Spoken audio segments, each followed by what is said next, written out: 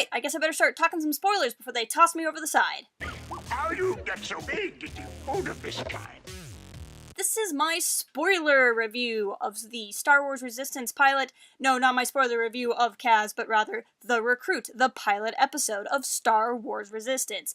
If you don't want spoilers, then go ahead and click on my spoiler-free review, which talks about the tone of the series in general and this particular episode. But now I want to get into some details about what I really, really liked. So that's it. From here, there are spoilers. Let's go forward. I can't believe that Yeager is Rey's mom! Okay, sorry, that joke's not even funny anymore. Really, though, let's get into this. So the episode starts out with Kaz and two New Republic buddies out in space delivering the intelligence, and it's great. There's actually a couple of different dynamics going on here that I think is really interesting. He's with these two other pilots, but his suit is like a darker blue than theirs, and he's kind of like telling them what to do, but he's clearly younger. So this is kind of setting Kaz up to seemingly be really as good of a pilot as he claims to be. He's telling people what to do. That's usually a good sign that you have some authority and you have some clout. They're in trouble. The space version of the Red Baron is coming in and attacking and doing TIE Fighter-y things, and they're flying away, but they gotta get some stuff to the Resistance. At this point,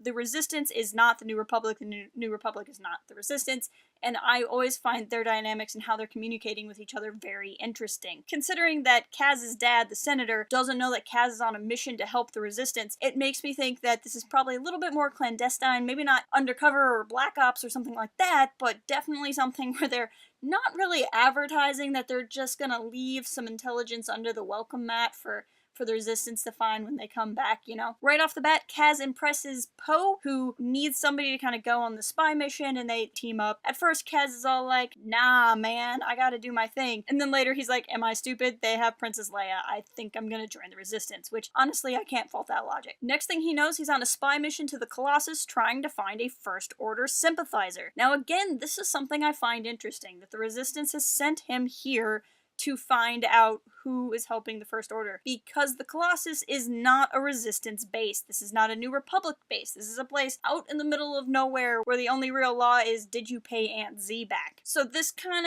of makes me wonder, is this more of a Resistance desperation tactic to try to find anybody connected to the First Order? There's just a lot of politics that I'm sure we're going to find out as we go forward, but I'm really excited to see how they play out. Here, two kind of running gags get started. One is the toss overboard if you don't race gag that just really got me. I think it was because it was in one of the trailers for the show, and I don't know, I just really like that.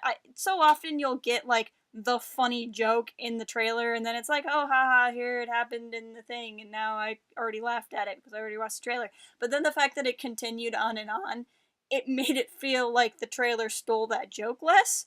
And so I guess it just surprised me, and I thought it was funny. I don't know, it's kind of a random thing to be one of my favorite things, but I really liked it. And then, of course, we get a good introduction to Neeku, who's like, oh, I'm gonna take everything you say super literally and tell everyone you're the best pilot. What I find funny is not necessarily that Neeku, where it's clearly his character that does this, but that for some reason everyone on the Colossus believes everyone at their word that Kaz is the best pilot, even though they haven't heard of him, which I think says a lot to the kind of excitement culture on the Colossus and how much fun it must be anytime a new pilot kind of comes around. Everything on the Colossus seems to circle back to money, either making money, gambling money, or cheating for money. Right off the get-go, we see Kaz is in a game of darts and wanting to place some bets, and he kind of gets cheated into starting a whole bar fight inadvertently, because, I mean, really, to be honest, we have been lacking a good bar fight in Star Wars. We've had scenes in bars where the Jedi always tend to end the fun before it can really happen, but there ain't no Jedi here, so now we can finally have a bar fight. I really like this dynamic between Poe and Yeager. Part of why I like it so much is Poe is talking to Yeager as if they're equals, right? It's not a former mentor. It seems like they're buddies, but then their relationship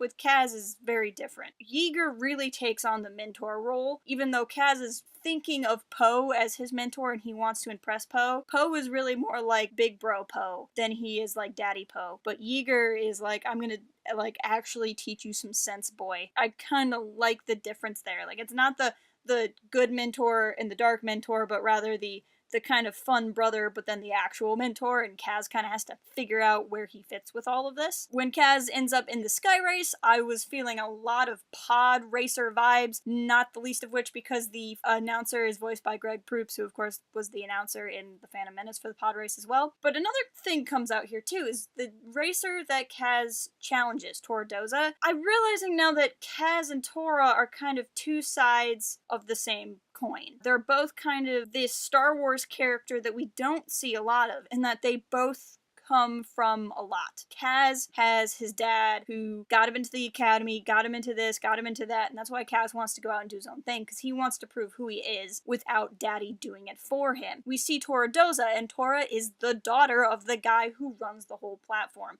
Now, clearly she's talented too, but it's another case of, she also has this added defense of daddy owns everything. And so I can kind of see these two characters forming this friendship and being two people who are really trying to get out from under the wing of their privilege to prove who they really are. And that's another thing about Kaz I really appreciate as a character, is he is a character that comes from privilege, but so often the privileged character in a story like this is the annoying bully, right? He's the rich guy that looks down on all the other not rich people, and eventually you have to speak to his inner heart of gold he didn't know he had because he thought he only ever had gold in his wallet. That's not what they're doing here. Instead, they're making that character the hero, and it's the story of finding out who he is despite his family. I think is interesting, at least to the degree that we haven't seen that in Star Wars a whole lot. Similarly, I appreciate that about Tora. Tora is the hotshot rival pilot that Kaz is trying to beat, only she's not a jerk. When Kaz almost dies at the end of the episode, she's there to make sure he's alive again, but they don't do any kind of play flirting as if the two of them are going to become a romantic couple or not.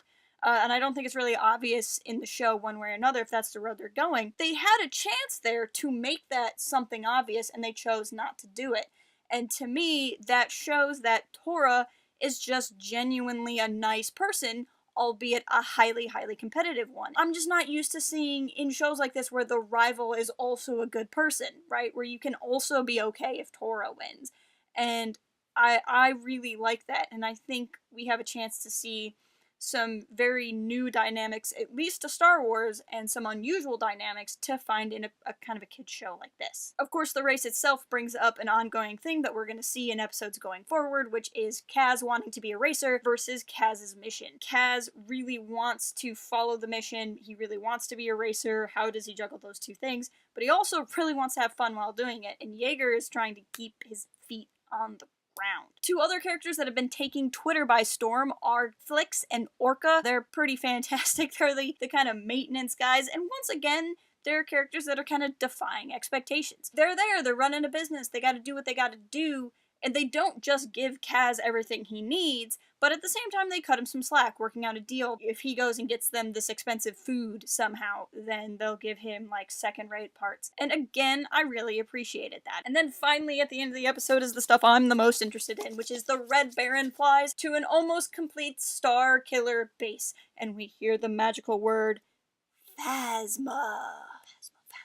I'm like Sue levels of so freaking excited to see more of the First Order. But that's kind of my impression on the first episode and what we have so far. I'm gonna do one on the next two episodes that are already up on streaming, so you'll be seeing some spoiler reviews of those soon. Please leave me a comment letting me know what you thought of this episode and what you think of the show going forward. If you're not already, follow us on Twitter at Port Haven Forums and visit port-haven.com for even more.